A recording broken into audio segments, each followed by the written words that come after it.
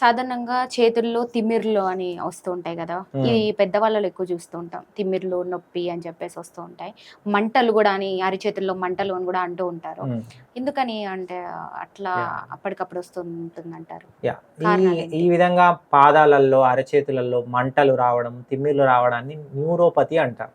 హ్మ్. Peripheral neuropathy అంటారు. హ్మ్. ఈ న్యూరోపతికి ప్రధానమైన కారణం అన్‌కంట్రోల్డ్ షుగర్స్.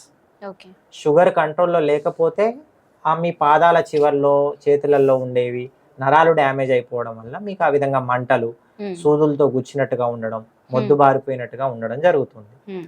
చాలామంది మాకేం చెప్తారంటే, "సార్ నా షుగర్స్ చూడండి 110 ఉంది తినకముందు. తిన్న తర్వాత 150 ఉంది. ఎందుకొస్తుంది సార్ నాకిప్పుడు ఎందుకొస్తుంది?" అంటారు. హ్మ్. అందరూ గుర్తుపెట్టుకోవాల్సింది చాలా ముఖ్యమైన విషయం ఏంటంటే, షుగర్ ఇప్పుడు కంట్రోల్‌లో ఉండడం ఒక్కటే సరిపోదు. హ్మ్. మీ షుగర్ స్టార్ట్ అయిన రోజు నుంచి ఈ రోజు వరకి కంట్రోల్‌లో ఉండాలి. ఓకే. Cumulative effects.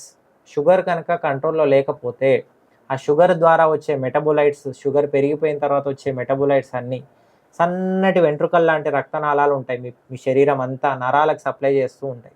హ్మ్. ఆ నరాలన్నీ గూడా మూసుకుపోతాయి. ఓకే.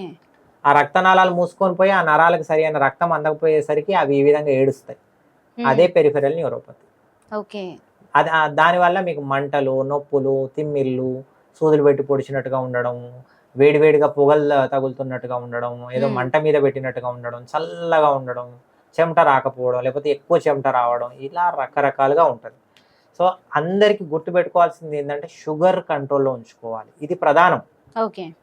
చాలామంది ట్రీట్ చేయగలిగింది ప్రాబ్లమ్ ఇది. కానీ హ్మ్. చాలామంది ఏం చేస్తారంటే షుగర్ నేను డైట్‌తో కంట్రోల్ చేసుకుంటా. ఎంతవరకు డైట్‌తో కంట్రోల్ చేస్తాం అనేది కూడా క్వెషన్. హ్మ్. బార్డర్ లైన్స్‌లో ఉంది, కొద్దిగా అటు ఇటుగా ఉంది చేయొచ్చు. హ్మ్. 400 ఉంది నేను డైట్‌తో కంట్రోల్ చేస్తా అంటే కాదు. పాసిబుల్ కాకపోవచ్చు. ఓకే. 400 ఉన్నప్పుడు మీరు అవసరమైతే టాబ్లెట్సో, ఇన్సులినో ఏదో వాడాల్సొస్తది. హ్మ్. ఇప్పుడు అలా కాకుండా కొందరు గొప్ప గొప్ప వాళ్ళున్నారు. చాలా పెద్ద డాక్టర్లున్నారు. హ్మ్. మేము కేవలం డైట్‌తో కరెక్ట్ చేస్తామని అంటారు వాళ్ళు. హ్మ్. చేయొచ్చు.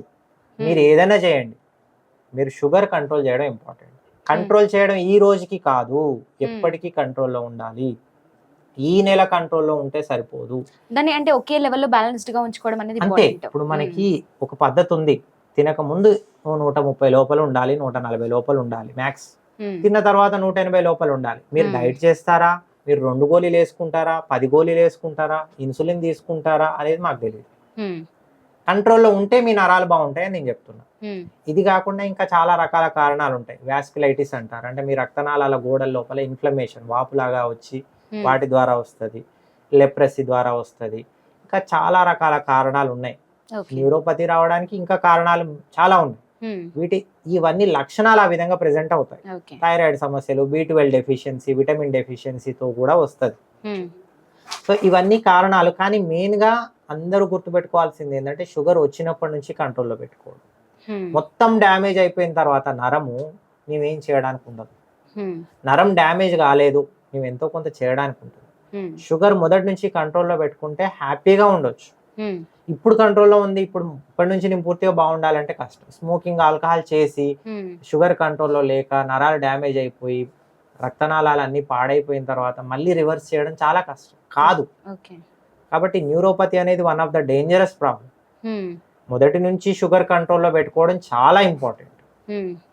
ఓకే. సో, ప్రధానంగా ఎవరైనా ఇవి ఉన్నాయి అంటే మేము ఫస్ట్ రాగానే షుగర్ చెక్ చేసుకుంటాం.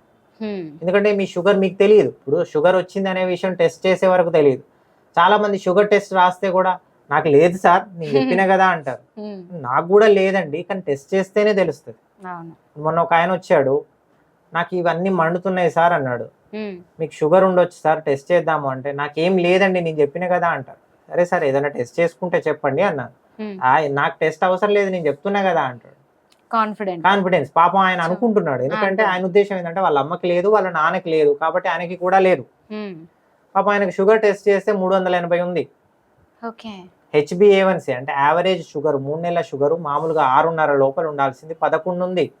హ్మ్. సో ఎప్పటి నుంచి షుగర్ ఉందో పాపం ఎన్ని నెలల నుంచి ఉందో తెలీదు. మనం టెస్ట్ చేసుకుంటే తప్ప తెలీదు. షుగరు, బీపీ అనేవి మనం టెస్ట్ చేసుకుంటే తప్ప తెలీవు. హ్మ్. కొలెస్ట్రాల్ కూడా అంతే. 500 ట్రైగ్లిజరైడ్స్ ఉన్నోడు కూడా నార్మల్‌గానే మాట్లాడతాడు. హ్మ్. ఏదో రోజు పక్షవాతమో, ఏదో రోజు హార్ట్ అటాక్ వస్తది. Hi everyone, Nenu mi Vedika. Please subscribe to Volgo Health. Don't forget.